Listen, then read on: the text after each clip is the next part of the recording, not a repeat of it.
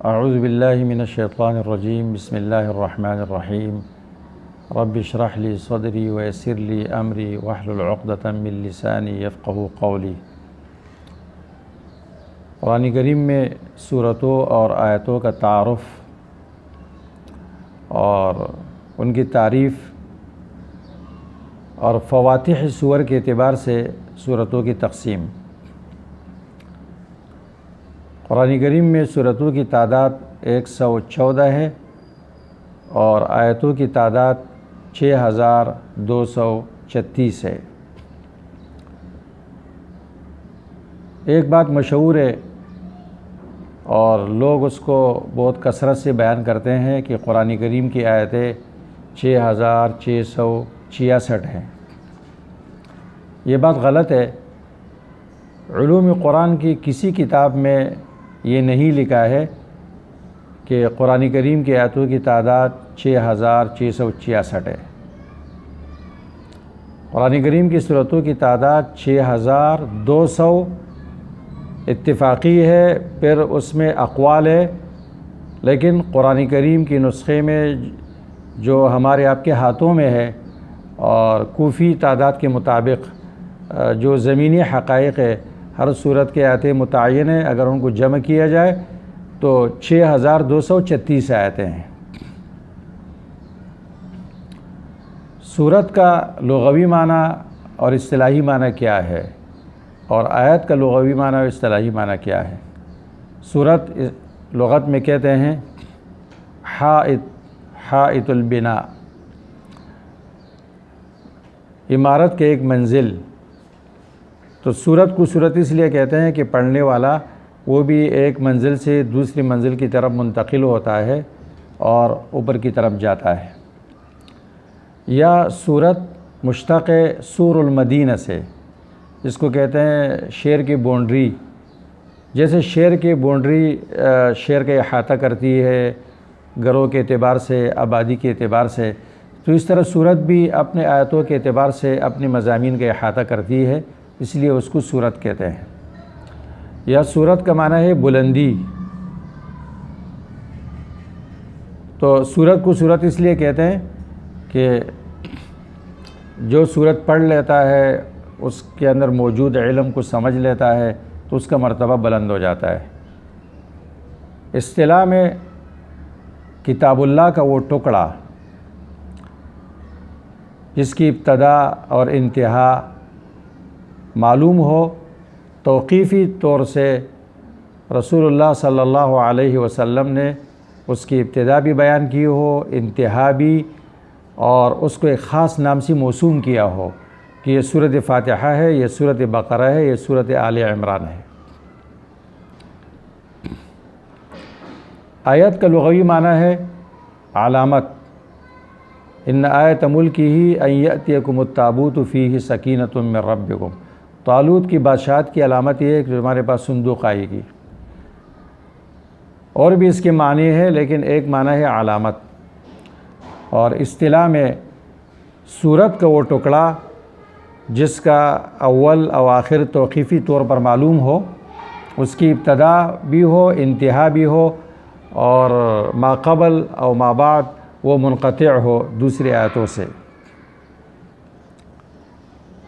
قرآن کریم میں سب سے بڑی سورت سورۃ بقرہ ہے اور سب سے چھوٹی سورت سورۃ الکوثر ہے، اور آیتوں میں سب سے لمبی سورت آیت المدائنہ ہے، سورۃ بقرہ آیت نمبر 282، اور سب سے چھوٹی آیت مدہامتان یا حامیم، طٰہٰ، یاسین وغیرہ۔ عظمت کے اعتبار سے قرآن کریم میں ایک بڑی آیت ہے۔ حدیث میں آتا ہے اللہ کے رسول صلی اللہ علیہ وسلم نے ابی بن کعب سے کہا کہ آپ بتائیے اعظم سورۃ فی القرآن کون سی، اعظم آیت فی القرآن کون سی آیت ہے؟ ابی بن کعب نے عرض کیا اللہ کے رسول آپ بتائیے۔ آپ نے فرمایا نہیں، آپ بتا دیں۔ تو اس نے جواب میں کہا آیت الکرسی ہے۔ اللہ کے رسول صلی اللہ علیہ وسلم نے یہ جواب سن کر ان کو مبارکباد دی اور فرمایا لیہنک العلم ابا المنذر، لیہنک العلم ابا المنذر، ابا المنذر تجھے تیرا علم مبارک ہو۔ اور یہ سب سے بڑی آیت اس لیے ہے عظمت کے اعتبار سے کہ اس میں اللہ کی وحدانیت ہے، اور 16 مرتبہ اس میں اللہ کا نام ذکر ہے ظاہراً اور ضمیراً۔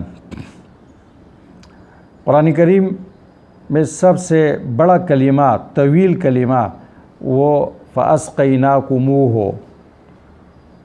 سورۃ النحل میں یہ طویل کلمہ موجود ہے۔ اب اوائل اور فواتح کے اعتبار سے سورتوں کے اقسام کا بیان۔ قرآن کریم میں جو 114 سورتیں ہیں، ان کو 10 طریقوں سے شروع کیا گیا ہے، گویا کلام کے 10 قسموں سے اس کی ابتدا کی گئی ہے۔ پہلی قسم وہ صورتیں ہیں جو اللہ تعالیٰ کی تعریف سے، اللہ کے حمد و ثنا سے، اللہ کی تنزیہ سے شروع ہے۔ اس میں 3 قسم کی صورتیں آتی ہے۔ پہلی قسم کی صورتیں وہ ہے جو لفظ الحمدللہ سے شروع ہے، جس میں اللہ تعالیٰ کی صفات کمال کو اللہ کے لیے ثابت کیا گیا ہے۔ سورۃ الفاتحہ، سورۃ انعام، کہف، سبا، فاطر، اور 2 صورتیں اس میں لفظ تبارکہ سے ہے، برکت سے شروع ہوتی ہے، سورۃ فرقان اور سورۃ ملک۔ اور دوسری قسم اس میں ان صورتوں کی ہے جو تنزیہ و تسبیح سے شروع ہوتی ہے۔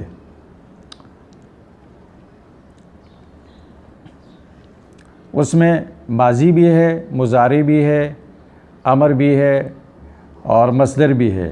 سبح، یسبح، سبح اور سبحان۔ اس میں سورۃ بنی اسرائیل مصدر کے ساتھ ہے، سورۃ حدید، سورۃ حشر، صف ماضی کی صیغے کے ساتھ ہے، اور سورۃ الجمعہ، سورۃ تغابن مضارع کی صیغے کے ساتھ ہے، اور سورۃ اعلیٰ یہ امر کے ساتھ ہے، سبح۔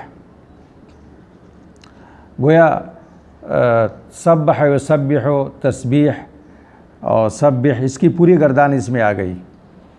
دوسری قسم ان صورتوں کی ہے جو حروف تہجی سے شروع ہوتی ہے، حروف مقطعات سے۔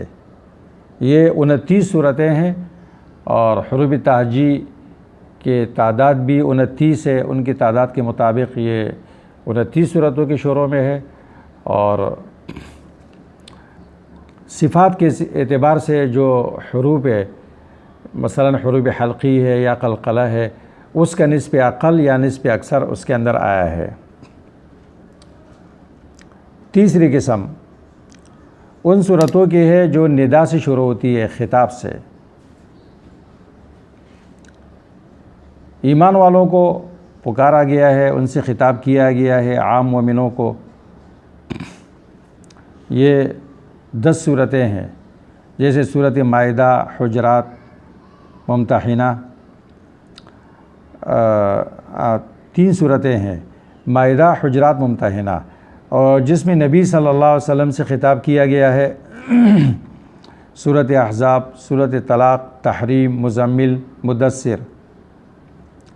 چوتھی قسم ان صورتوں کی ہے جو جملہ خبریہ سے شروع ہے۔ یہ 23 صورتیں ہیں، انفال، توبہ، نحل، انبیاء، مومنون، نور، زمر، محمد، فتح، قمر، رحمان، مجادلہ، حاقہ، معارج، نوح، قیامہ، بلد، عبس، قدر، بینہ، قارعہ، تکاثر، کوثر۔ 5ویں قسم وہ صورتیں ہیں جو قسم سے شروع ہے۔ یہ 15 صورتیں ہیں جو قسم سے شروع ہوتی ہے۔ یہ سورۃ والصافات، والذاریات، والطور، نجم، مرسلات، نازعات، بروج، طارق، فجر، شمس، لیل، ضحیٰ، تین، عادیات، عصر۔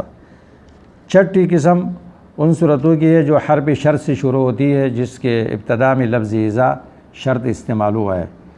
یہ 7 صورتیں ہیں۔ سورۃ الواقعہ، اذا وقعت الواقعہ، منافقون، تکویر، انفطار، انشقاق، زلزال اور سورۃ نصر۔ ساتویں قسم ان صورتوں کی ہے جو امر سے شروع ہوتی ہے، یہ 6 صورتیں ہیں: سورۃ الجن، علق، کافرون، اخلاص، فلق، ناس۔ 8ویں قسم ان صورتوں کی ہے جو دعا سے شروع ہوتی ہے، یعنی بد دعا، دعا بالشر جس کو عربی میں کہتے ہیں۔ یہ 3 صورتیں ہیں، سورۃ مطففین، ہمزہ اور تبت۔ ویل للمطففین، ویل لکل ہمزہ، تبت یدا، تباہ ہو جائے، ہلاک ہو جائے، یہ بد دعا سے شروع ہوتی ہے۔ اور 9ویں قسم ان صورتوں کی ہے جو حروف استفہام سے شروع ہوتی ہے، یہ 6 صورتیں ہیں: سورۃ دہر، هل اتی علی الانسان حین من الدہر، سورۃ النبا، غاشیہ، انشراح، فیل، ماعون۔ اور 10ویں قسم صرف ایک صورت ہے جو حرف تعلیل سے شروع ہوتی ہے، لإیلاف قریش۔ یہ 10 قسمیں ہیں، فواتح کے اعتبار سے قرآن کریم کی صورتیں یہ 10 قسموں کی طرف منقسم ہے۔ قرآن کریم کے اندر غور و فکر کرنے والا اور اس کی تفسیر کرنے والی کے لیے یہ لازمی ہے کہ وہ ان سے بھی واقف ہو جائے۔ اس کے بعد پھر ہم صورتوں کی دوسری تقسیم کریں گے، مکی و مدنی کی طرف، ان کا تعارف کرائیں گے اور مکی و مدنی کے درمیان فرق بیان کریں گے انشاءاللہ۔